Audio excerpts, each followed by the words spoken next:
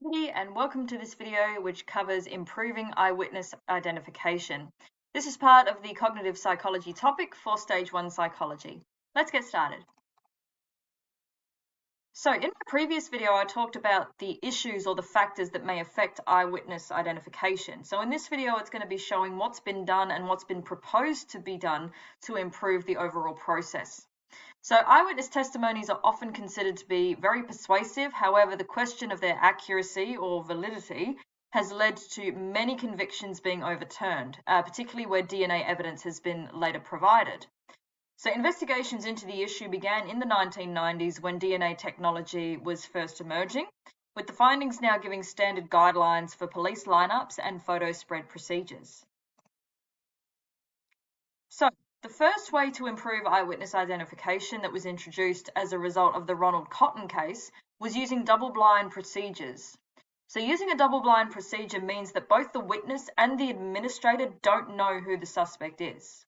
So if this is not used, the administrator may show subtle differences in their language or their behaviours regarding the suspect, giving emotional cues to the eyewitness that may subconsciously lead them to choose that person, and it may obviously be incorrect. The second improvement is instructions about choice. So the witness should be instructed that the suspect may or may not be present and that they do not need to choose a suspect from those people presented.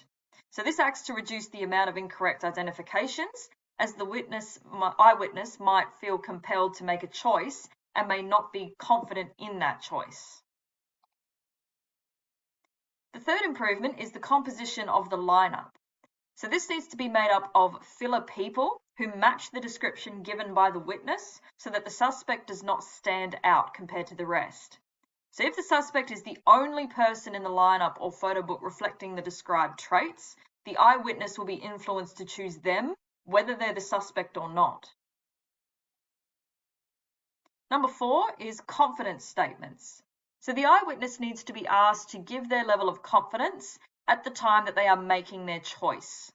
So by asking for a confidence level at any time, or at this time, there is less chance of any following evidence or responses from those in the criminal justice system changing their confidence level. Number 5 is feedback. So the administrator should refrain from giving any feedback to the witness whatsoever about their choice in order to not impact confidence levels. So the eyewitness may need to give further evidence, and this might bias their opinions. So some further changes to eyewitness investigations that have been proposed or implemented around the world. So we look at same clothing or similar clothing. So witnesses are more likely to pick someone in clothes similar to those worn by the culprit than select them on physical characteristics in a lineup.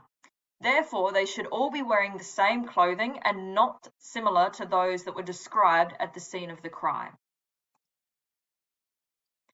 Another thing that's been proposed heavily is sequential lineups.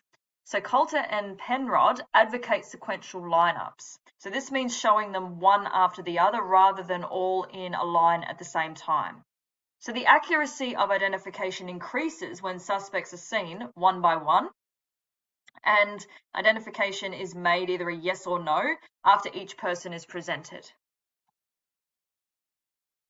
Now, some more changes that have happened as a result of Ronald Cotton's case and others as well, of course, is the process of cognitive interviews. So when gathering evidence from a witness, researchers use a narrative interview style called a cognitive interview, so cognitive being brain processes. So a narrative interview is an interview that asks a simple question, such as, could you please tell me what you remember about the night of the murder? So again, very open-ended question. The interviewee does most of the talking. There are very few questions, only for clarification. So in this way, the interviewer does not alter schema and distort memory by asking leading questions. So due to the evidence from Loftus and Palmer that we've talked about previously on leading questions, it's now recommended that formal interviews use a structured format following specific guidelines.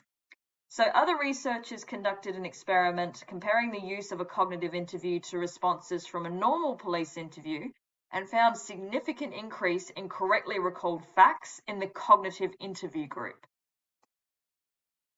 So let's summarize them. The techniques that should be used in terms of getting as much of an accurate picture of the reconstructed memory are as follows. So number one is mental reinstatement of the context. So asking witnesses to mentally go back to the scene of the event using their senses. So sight, smell, sound, and other information. This may activate retrieval cues, which we know is very important for memory recall. Number two is reporting from different perspectives. So often witnesses are asked to describe the event as seen from another person's perspective. This aims to reduce any personal bias and give a more objective point of view. Number three is describing the events in reverse order. So when describing an event in chronological order, people tend to use schemas to fill in the blanks or fill in the information that may be biased. So telling the witness to tell it in reverse order reduces this effect. And the last one is detailed reporting. So interviewers are asked to question the witness for as much depth of detail as possible in case a detail that was previously thought as unimportant was actually integral to the investigation. So I hope you found this video useful. As always, if you've got any questions, let me know. Otherwise, happy revising.